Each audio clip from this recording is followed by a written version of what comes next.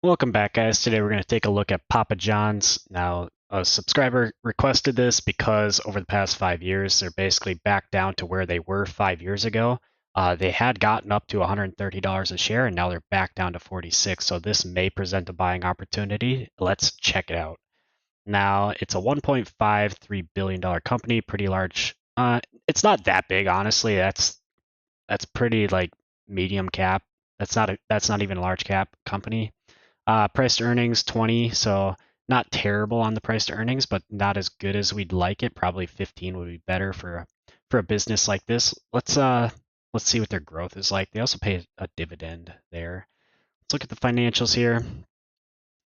Uh, and this is like not great growth, especially through 2021. I'm not quite sure why they got up so much in terms of share price, but yeah, it's not great. Their margins were expanding at that point, but now they're contracting again.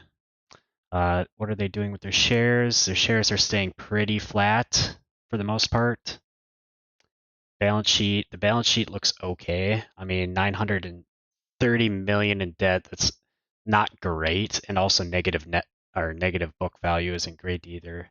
930 million in net debt, and also they don't really have the cash flow to pay it off. I mean, they make $100 million a year, it looks like, but they have 900 million in debt. Would take 9 years to pay that off. So they have quite a substantial debt pile, actually. And they pay their dividend. Otherwise, they buy back stock. So actually, last year they bought back tons of stock. They bought back way more stock than their free cash flow could allow. So they actually took out debt in order to do it. That's probably not the greatest idea in the world. Uh, Probably a pretty bad management decision there, also in 2021, 2022. So management decided to buy back stock at not really the most opportune times. And then last quarter and Q4 2023, when the share price has been falling, they have not been buying back stock. So I don't really like the way that management is allocating their funds. They're buying back stock when it's expensive, and then they're not when it's cheap. So it doesn't really make any sense to me. I don't really like when management does that. It seems like they just pump up the stock price so that they can sell or get their bonuses. Gross margin has been pretty consistent, around 16%. Net margin has grown. Well, not really. It's been pretty flat, and now they're back to like 4%. I'd say like 3, 4, maybe 5% margins at the max we could expect for this business moving forward. Let's check out what the analysts are thinking here. Analysts are projecting 2.41 going up to 2.82 next year.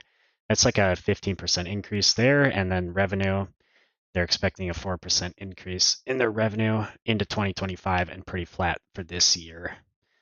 Checking the stats, let's look at their short percentage. Short percentage is very high, 15%. That's a red flag. You do not want to buy this business just based on that.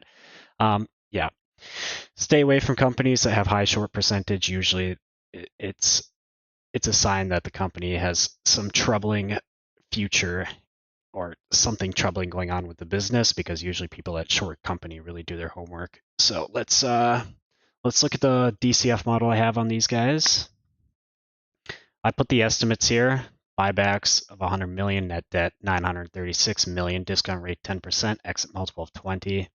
I think that's fair. That's where they're trading at right now, so I think 20 is okay. In terms of growth, the projection was 15% and then 4% from there. That's what I'm thinking.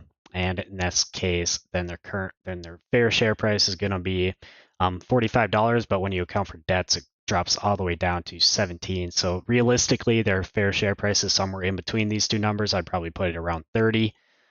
So yeah, I probably wouldn't touch this business, especially with the short percentage and stuff, but also with the revenue margins model. Growth of 4%, basically keeping up with inflation, also supported by their past revenue growth. I think 4% is okay, and the profit margin expanding back up to 4%. Maybe they can hit that, maybe they can't, but I think 4% is okay there, and we're getting the same types of results as we did with the earnings model. Probably put their fair share price around 30, and yeah, I would stay away from this. I don't.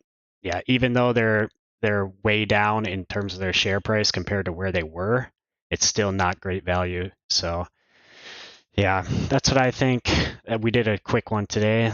Let me know what you guys think in the comments. Make sure to hit that like button, and I'll see you in the next video.